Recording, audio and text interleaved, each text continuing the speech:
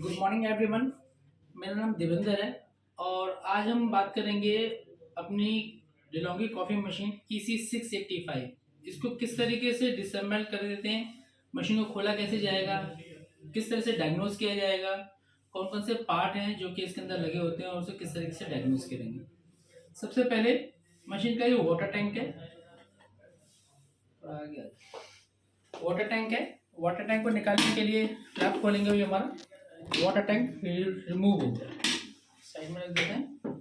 इसके बाद आप देख पाएंगे ये दो स्क्रू हैं जो कि यहाँ पे लगे हुए हैं। दोनों पेचों को हम खोल लेते हैं। ये दोनों स्क्रू हमने रिमूव कर दिए हैं, निकाल दिए हैं। उसके बाद इसको स्लैब को निकालने के लिए इसको हल्का सा हम उठाएंगे। उठाने के बाद ये उठ गया। उठने के बाद पीछे की तरफ यहाँ पे ये ध्यान रखना कि यहाँ पे लॉक बने हुए हैं आगे, ये रिमूव हो गया। ऊपर का टॉप हमारा हट गया।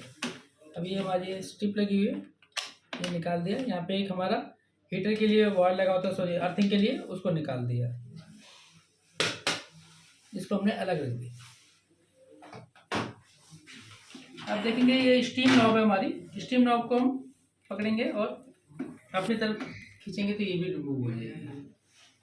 ये भी हमने अलग रख दिया। बॉटम साइड देखेंगे मशीन का, ये ड्रिप अलग कर देते हैं।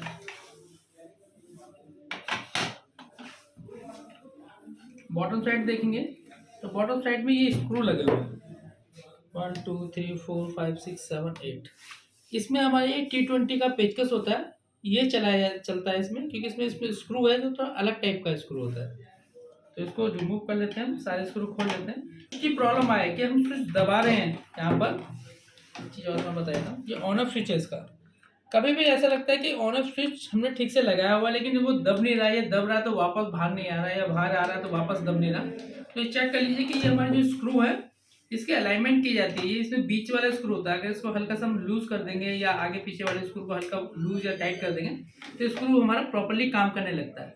वहाँ पर स्क्रू फेलियर नहीं होता, मतलब सॉरी ये हमारा ऑन ऑफ स्विच फेलियर नहीं होता, लेकिन स्क्रू की अगर सेटिंग करते हैं तो ये ऑन ऑफ स्विच की जो प्रॉब्लम होती है वो रिजॉल्व हो जाती है। अभी हम इसको खोल लेते हैं सारे स्क्रू को। स्क्रू खोल दिए, ये हमारा बैक पैनल हमारा ओपन कर दिया। ये बैक पैनल जब हमारा निकल गया तो आप देखेंगे बॉटम साइड में टॉप साइड हमने इसका ओपन कर लिया है। अब आप देखेंगे दो एयर ट्यूब लगी हुई है। इस एयर ट्यूब को निकालने के लिए ये हमने निकाला, यहाँ पे लॉक बना हुआ है, इसको लॉक में फिक्स किया। दूसरा निकाला और इसको भी हमने लॉक में फिक्स कर दिया। अभी हमारा अलग हो गया। कभी अगर हमें इसको वाटर टैंक लगाना होता है तो इस पूरी असेंबली हम निकाल लेते हैं, और वाटर टैंक को कैसे लगाते हैं वो भी मैं आपको बता दूंगा। अभी नीचे का सबसे पहले हम नीचे से इसको अलग करेंगे। तो ये ऑन ऑफ स्विच जो दिया हुआ है, इस ऑन ऑफ स्विच को अलग कर लेते हैं। ये देखिए यहाँ पर देखेंगे ये ऑन ऑफ स्विच दे रखा है। इस ऑन ऑफ स्विच की खाली नॉब को निकालना है हमें, बाकी स्विच लगा रहे इससे कोई परेशानी नहीं है। ये हमने यहाँ पे पेचकस लगाया और ये बाहर हो गया। हमारा यहाँ से ऊपर का जो नॉब है सिर्फ नॉब निकाला है, ऑन ऑफ स्विच हमारा लगा रहने दीजिए, इसको कोई दिक्कत नहीं है। इसको हमने अलग कर दिया।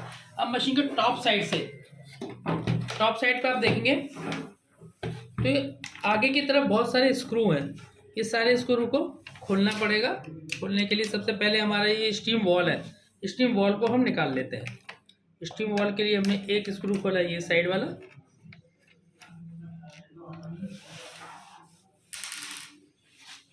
दूसरा इसके ठीक बराबर में स्क्रू लगा हुआ है, ये देखिए, ये वाला स्क्रू खोला।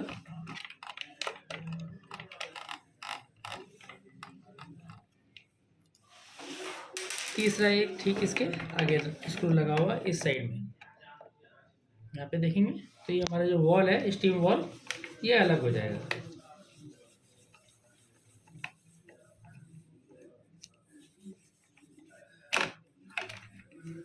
ये हमारा स्टीम वॉल अलग हो गया। अब हमें जो अंदर के जितने भी स्क्रू हैं वो सारे हमारे नजर आने शुरू हो जाएंगे।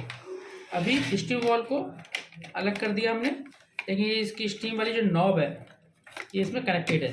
तो नॉब प्लस से इसको पकड़ेंगे,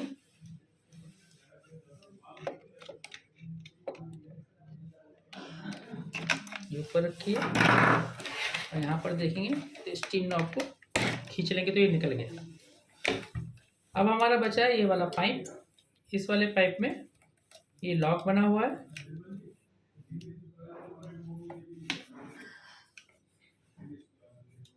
अगर इस लॉक को निकालना है तो लॉक को पकड़ेंगे, ये लॉक निकल जाएगा। एयर पाइप हमारी जो है, ये वाटर पाइप जो है वो निकल जाती है, लेकिन इसको निकालने की ज़रूरत नहीं है।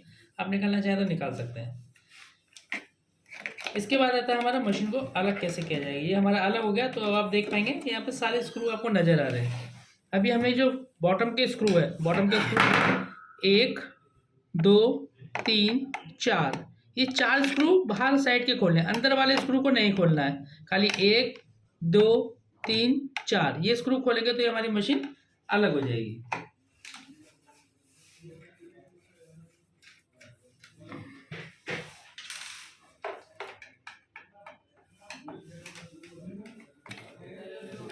अभी 4 स्क्रू हमने खोल दिए।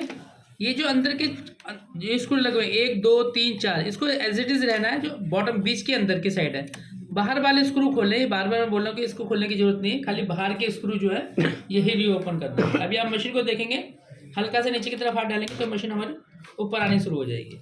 ये देखिए कवर आ गया।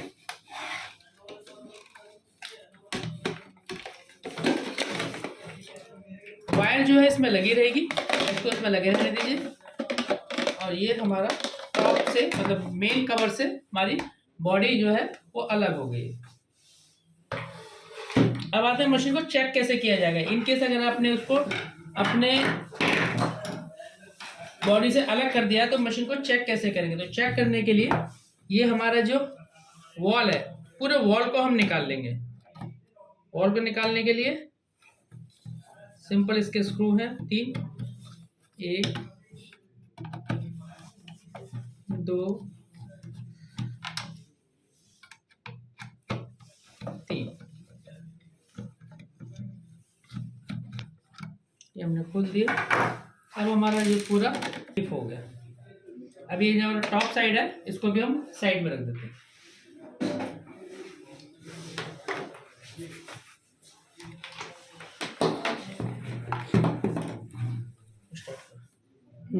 अब अगर मशीन को ओपन सेट करके हमें मशीन को चेक करना है कि मशीन के अंदर एग्जैक्टली प्रॉब्लम क्या है, तो अभी हमने क्या करना है, ये एयर पाइप है हमारे, जो वाटर पाइप है, इसको लगाया और ये हमारे इस साइड हमने इसको सेट कर दिया।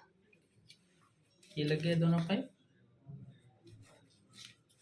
जो वाटर टैंक है हमारा वो यहाँ पर ही इसमें लग जाएगा इस तरीके से।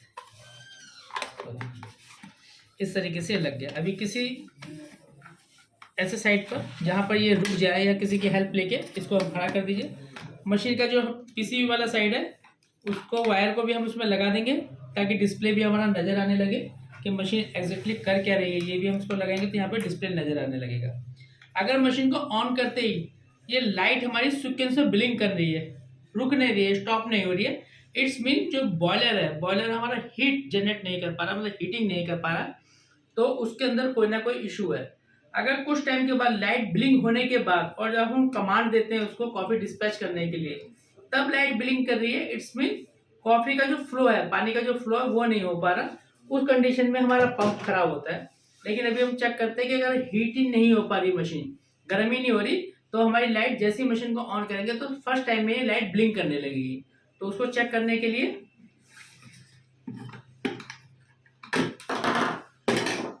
ये देखिए, इस साइड हमारा लगा हुआ है मेन बोर्ड, मदरबोर्ड। ये ऑन ऑफ स्विच, अगर मदरबोर्ड में हमारा कोई फेलियर है कि जल गया तो यहाँ से आपको नजर आ जाएगा। अब आता है हमारा ये बॉयलर। बॉयलर के ऊपर ये कवर लगा हुआ है, इस कवर को हम हटा देते हैं।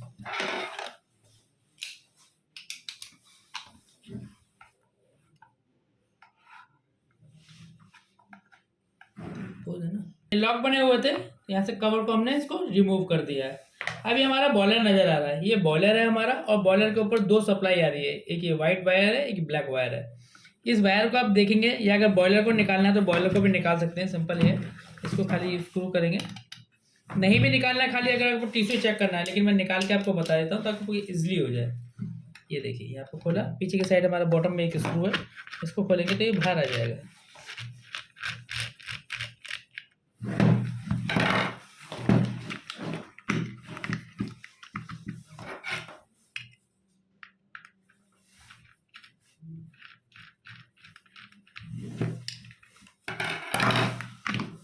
ये लीजिए, ये बॉयलर हमारा निकल गया। अब ये वायर देखेंगे, वायर पर ये हमारा अब बॉयलर ऊपर है। अब इस बॉयलर में क्या क्या चीज़ें लगी हुई हैं, ये हमारा मेन बॉयलर हो गया, ये हमारी एनटीसी लगी हुई है, ये ब्लू वाली जो वायर है ये एनटीसी की है, और दो हमारे टीसीओ लगे हुए थे, ये जो कवर चढ़ा हुआ है जिनके ऊपर, ये दोनों टीसीओ। इनको चेक करने के लिए हम अगर कंटिन्यूटी लगाते हैं यहाँ पर एक वायर को, और इस वायर ब्लैक वाले वायर को चेक करेंगे यहाँ से, अगर कंटिन्यूटी आ रही है इट्स मीन ये हमारे टीसीओ ठीक है। ये वाइट वाले वायर पे एक पर लगाएंगे यहाँ पर, और एक पर लगाएंगे वाइट वाले यहाँ पर, अगर कंटिन्यूटी आ रही है इट्स मीन वो ठीक है, अदरवाइज वो खराब है। इसको रिप्लेस करने के लिए सिंपल ये दो स्क्रू दिए हुए हैं, इसे कवर को खोल लेते हैं।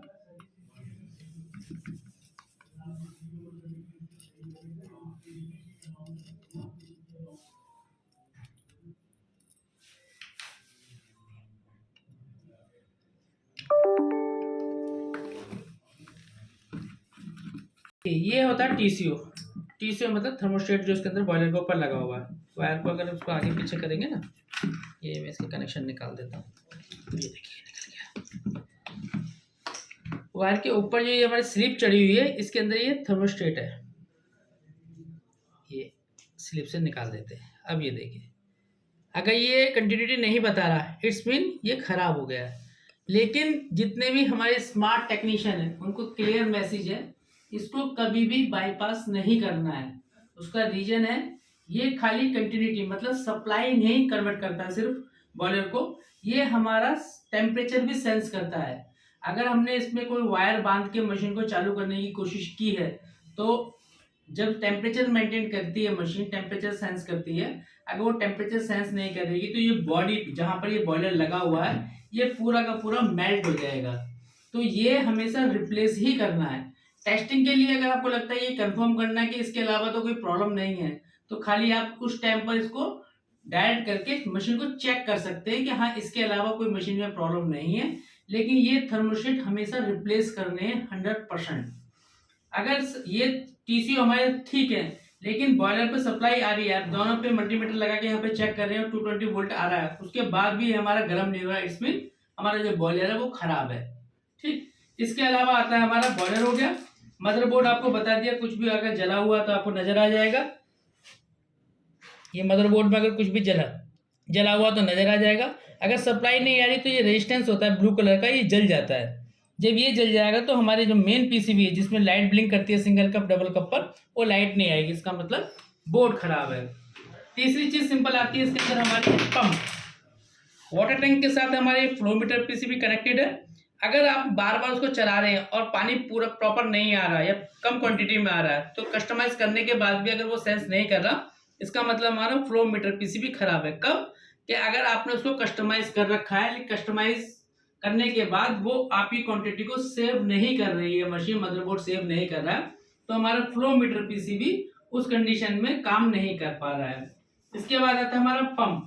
पंप के ऊपर ये लगा हुआ हमारा प्रेशर वॉल। अगर कभी मशीन में सारी चीजें करने के बाद आप देखेंगे पंप काम तो कर रहा है लेकिन प्रेशर ठीक से क्रिएट नहीं कर रहा, उस कंडीशन में हमारा ये ऊपर वाला प्रेशर वॉल जो होता है इसको हम चेंज करते हैं। पंप को निकालने का सिंपल तरीका जैसे मैंने यहाँ लगा हुआ है, अगर मैं इसको वायर को निकाल देता हूँ, ये देखिए ये रखा। बॉयलर साइड का जो हमारा पाइप है, हॉट वाटर डिस्पैच के जो ठंडा पानी बॉयलर के अंदर जाता है उसको हमने रिमूव कर दिया। अब हमारा ये पंप है ये अलग हो जाएगा, ये देखिए ये हमारा निकल गया। पंप को चेक करने का सिंपल तरीका है, अगर आप डायरेक्टली सप्लाई दे रहे हैं, यहाँ पे सप्लाई आ रही है लेकिन तभी भी पंप एक्टिव नहीं हो रहा है, इट्स मीन पंप की कॉइल खराब है। इसको डायरेक्ट भी 220 वोल्ट है, अगर डायरेक्ट भी आप चला के चेक करना चाहते हैं तो डायरेक्ट भी चला के चेक कर सकते हैं, लेकिन पानी का टैंक इसमें लगा होना चाहिए ताकि पता लगे फ्लो हो रहा है या नहीं हो रहा। किसी कंडीशन में आपको चेक करना है कि पंप वर्क कर रहा है या नहीं कर रहा, तो हमें क्या करना है, वाटर टैंक यहाँ पे लगाइए, पंप को डायरेक्टली सप्लाई दीजिए। अगर यहाँ से इसके आउटपुट साइड से पानी फ्लो हो रहा है, इसका मतलब पंप का इशू नहीं है, इशू कहीं और है, तो उसको चेक करना है। ये पूरी मशीन हमने अभी इसको डिसम्बल कर दी। ये पंप, बॉयलर, टीसीओ, मदरबोर्ड और ये साइड होता है हमारा स्टीम वाल्व। जबकि मशीन कन्वर्ट होती है कि स्टीम क्रिएट करनी है या कॉफ़ी निकालनी है। तो ये मशीन पूरी तरीके से भी खुल गई है और आपको मैंने फॉल्ट भी बताया। सबसे पहले मशीन ऑन करने के बाद अगर लाइट ब्लिंक कर रही है, इट्स मीन हमारे थर्मोस्टेट खराब है।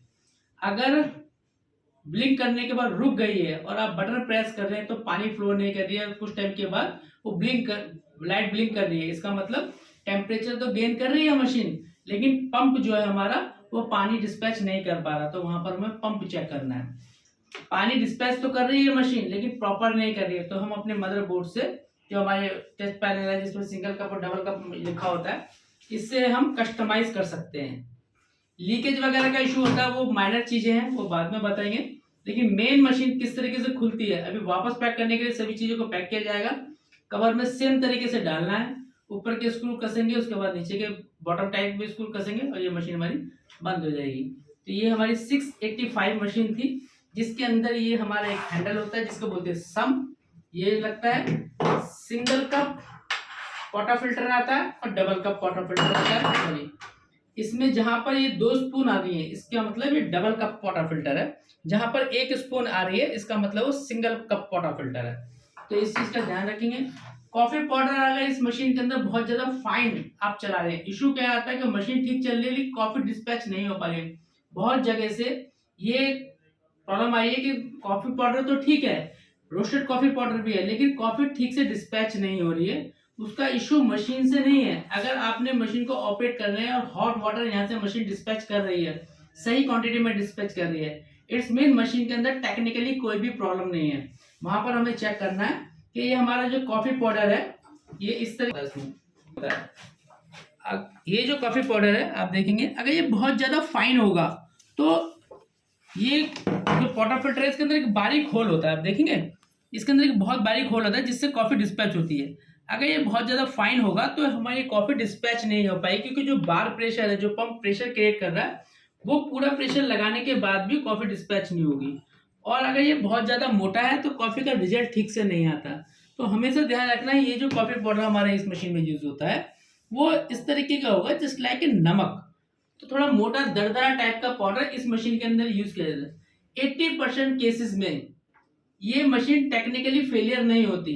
डेमो या डेमो के बाद भी कस्टमर को इशू खाली कॉफी डिस्पैचिंग में होता है, और कॉफी डिस्पैचिंग हमारे कॉफी पाउडर से रिलेट करती है, मशीन की टेक्निकल चीजों से नहीं करती है।